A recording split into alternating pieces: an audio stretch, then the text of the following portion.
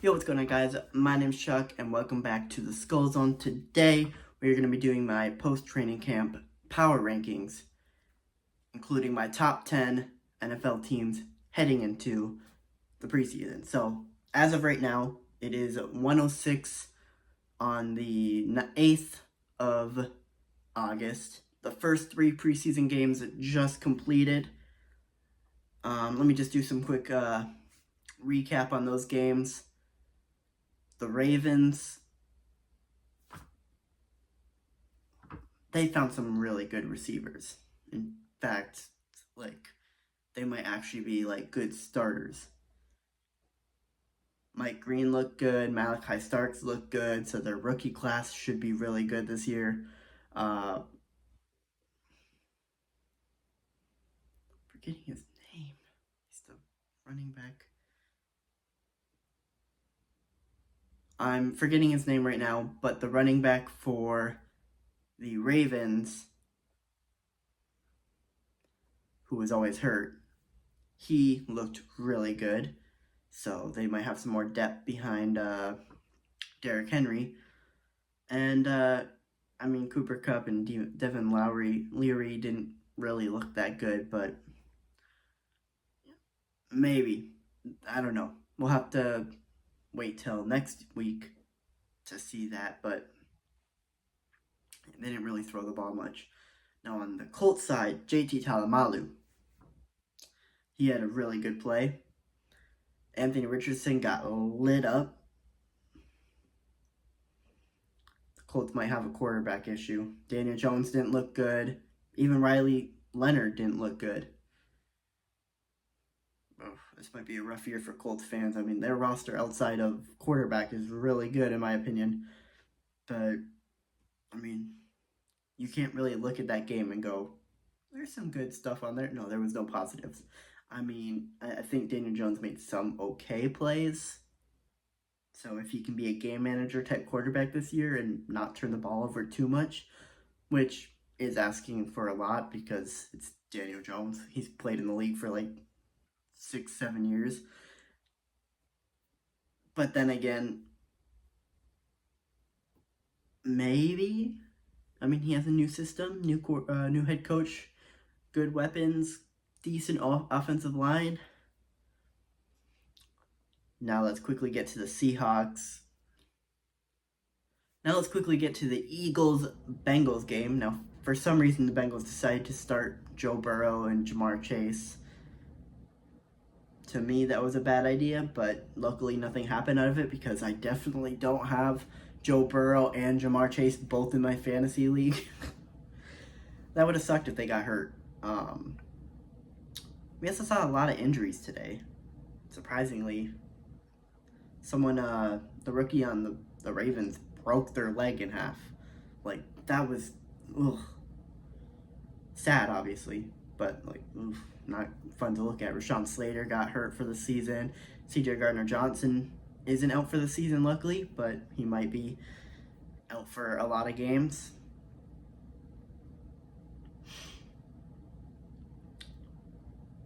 Geno Smith looked okay on the Raiders side. Cut that out. Tanner McKee looked really good. Just saying. How do the Eagles always draft good players? And like I said to my friend, the Browns should trade for Tanner McKee. He's better than any quarterback on their depth chart. Just saying. Now moving on to the last game that ended in a 24-24 tie. The Seahawks dominated that game the entire first half. Aiden O'Connell had some okay plays, but outside of that, he was really bad. There was a play where he was looking in 10 different directions at once.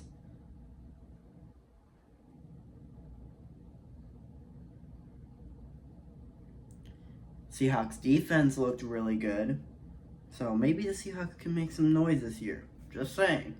Don't be surprised if they do.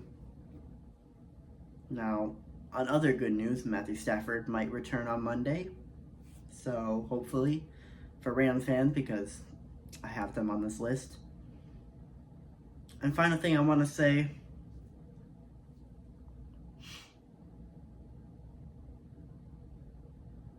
The Seahawks offense in that game looked really good. Drew Lock looked like a really good backup quarterback, and if Sam Darnold gets hurt, it might not be a terrible thing. Sam Darnold's not a great quarterback anyway. I wish we got to see him play this game because that would have been nice. Also, the Raiders' offensive line sucked. Ashton Genty only got -1 yards out of 2 rushes, which is not good, but that's, again, because their offensive line sucks.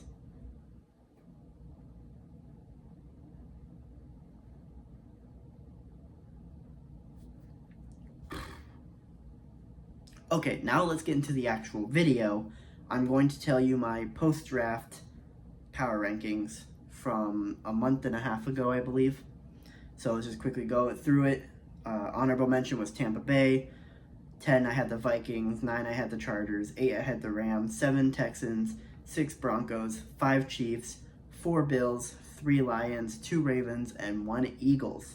Now let's get straight into my current top 10, including my honorable mention. My honorable mention being the Texans. If CJ Gardner-Johnson's out, I might take the Texans out of the honorable mentions list. They might be a top 13 team, but I always trust in CJ Stroud. I know he's a good quarterback. So, Nico Collins, Joe Mixon's out for a few games. No Laramie Tunzel. Nick Chubb, who's coming off a second back-to-back season-ending injury, he's gonna have to step in a lot, and I haven't seen any highlights from him in training camp, so I don't know if he's like a great player. I know I saw it like when he just got there, but outside of that, I haven't really seen anything. Number 10, I got the Los Angeles Chargers. Moving down a little bit, Rashawn Slater is unfortunately out for the entire season, so that's going to suck for their offensive line. But outside of that, they brought back in Keenan Allen. So now their weapons are Ladd McConkey, Keenan Allen, Trey Harris, Quentin Johnston,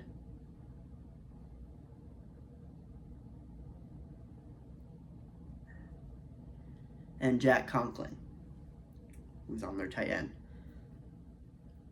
Now, if Najee Harris does return by week 1, which I don't see that happening, but if he does, they might be able to win 10 plus games. But I mean, right now on offense, the Rashawn Slater injury is a big blow. But I do think Keenan Allen still got some juice. We saw him in Chicago. He looked better than every other receiver on their team, obviously, because Caleb couldn't throw to them at all.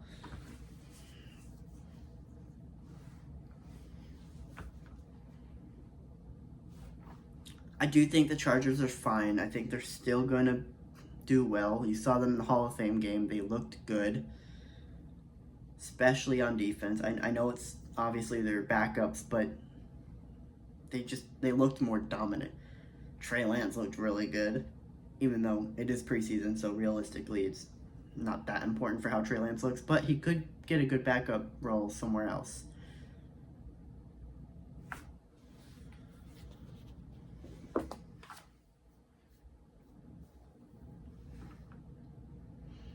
Number 9, I do have the Minnesota Vikings.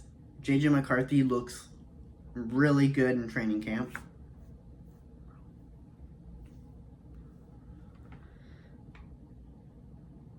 Jordan Addison will unfortunately be out for the first 3 games of the season, which is disappointing, but at the same time, we do have enough depth that I think we will be able to survive. Now, I do hope Christian Darrisaw is able to return by week 1, or else the Bears might actually get to us. But realistically, we are going to still probably beat the Bears week 1. Jonathan Grenard looks dominant. Andrew Van Ginkel looks good. Blake Cashman looks really good. Harrison Smith just made a massive play. But overall, I think the Vikings are going to be fine with Justin Jefferson returning. TJ Hawkinson did get hurt again, but he is most likely playing again. He practiced yesterday as of when this video comes out. Jordan Mason looks good. So overall, I do think we are fine, and I do think we are still a top 10 team, and I don't think we're 10. Number 8, I got the Tampa Bay Number 8, I got the Tampa Bay Buccaneers. Baker Mayfield, Chris Godwin, Mike Evans, Emeka Egbuka looks really good. Bucky Irving, on offense, that's just offensive weapons alone. Their defense isn't obviously as good as their offense, but obviously Chris Godwin and Tristan Wirfs might not play week 1. Most likely Tristan Wirfs won't. Chris Godwin might. That is going to suck for them, and I think Wirfs is not going to play for the first 4 games, which, like I said, sucks for them, but I think overall they're still going to be able to win enough games to win their division and to make the playoffs, obviously. And I do think Emeka Egbuka will be the best rookie receiver outside of Tedero McMillan. Number 7, I got the Denver Broncos, who do go down a spot due to the team above them that I have. They were at 6 last time, but I do have a team that I'm becoming more high on when it comes to the team itself. But overall, the Broncos still got a really good roster. Defense specifically is really good, but overall, they're a well-rounded and well-coached team that they will still win a lot of games. Number 6, I got the Los Angeles Rams. Now, this obviously depends on if Matthew Stafford does return, which most likely he will by week 1 and be fully healthy. So supposedly, if he's able to practice tomorrow, or today, I guess, as of when this video releases,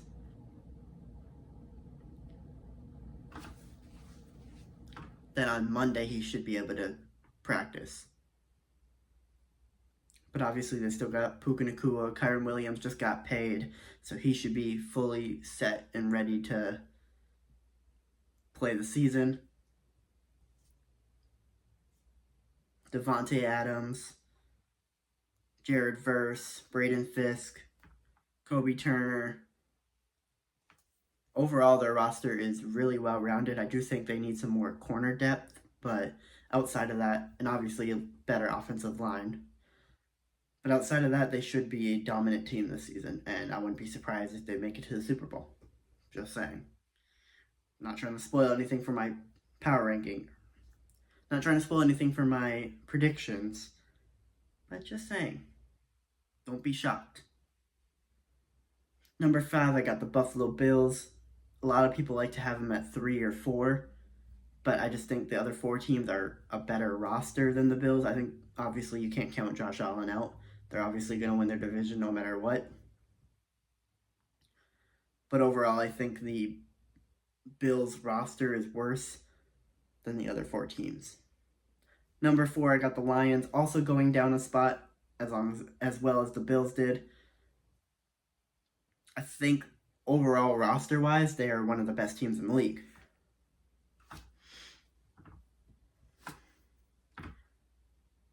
But at the same time, them losing their offensive coordinator and their defensive coordinator, it still sucks overall. And we saw that playoff game. We saw that preseason game, the Hall of Fame game with the Chargers. Now, obviously, take it with a grain of salt. It is a... Now, obviously, take it with a grain of salt. It is... Oh my gosh. Now, obviously, take it with a grain of salt. It is a preseason game. But we got to see the new coaches coaching for the first time. There was a lot of mistakes. I know it's a bunch of backups, but at the same time, the coaches were still the same coaches. It's hard not to freak out about that, but I don't think it's something you would freak out about. I do think overall they're going to be fine. They're going to get it together. We'll see the next 3 preseason games for the Detroit Lions. But if those go go bad too, then maybe freak out. Just saying. Number 3, I got the Kansas City Chiefs, who go up 2 from my last rankings. Looking at their roster overall, their roster is well-rounded and should be good enough to win 10 plus games for sure. I don't know what Colin Cowherd is talking about winning 9 games. They're not winning 9 games. They're winning more than that. You cannot count out the Chiefs. As long as Steve Spagnuolo is their defensive coordinator, their head coach is Andy Reid, and they have Patrick Mahomes still in his prime, they're going to be fine. And they got Rashee Rice, who might get suspended, might not, probably won't get suspended this season. Isaiah Pacheco looks good. They still got one of the best offensive linemen in Creed Humphrey. Travis Kelce, not even close to what he used to be, but he is still there and still able to perform at a high level. Xavier Worthy is emerging as a wide receiver 1 for the team. Rashee Rice is also dealing with the injury. Jalen Royals looks good. Hollywood Brown is playing. Their offense should be really good this year. And obviously with Steve Spagnuolo, their defense is going to be top 10 for sure. Number 2, I got the Detroit Lions. Number 2, I got the Baltimore Ravens. I'm not changing them. I have them as the best roster in the league, and especially with all these, and especially with the game we just saw yesterday, they look like they got some good depth at receiver. Now, if Lamar Jackson gets hurt, their season's done. They don't. Cooper Rush didn't look good at all. Devin Lowry didn't even really play, so I guess we can't really judge that, but we got to hope that there's a quarterback there in case Lamar does get hurt. I don't think he will, obviously. I think Derrick Henry and the other running back that I'm blanking on the name right now, I think them together and their offensive line should keep Lamar up enough where he's not going to get hurt. And then obviously number 1, I got the Philadelphia Eagles, the reigning Super Bowl champs, who even in the preseason dominate. Now it is, again, backups, but that shows that their backups can dominate starters, because Tanner McKee dominated the starters of the Bengals defense, which isn't saying much, but at the same time, it is saying much. Anyway, I hope you guys enjoyed this video. Hit that like button, subscribe. We're on the road to 250 subscribers before the end of... We're trying to hit 250 subscribers before the start of the NFL season on September 4th. So if you guys could help me and hit that subscribe button, I would appreciate it, and I'll see you all later. Peace.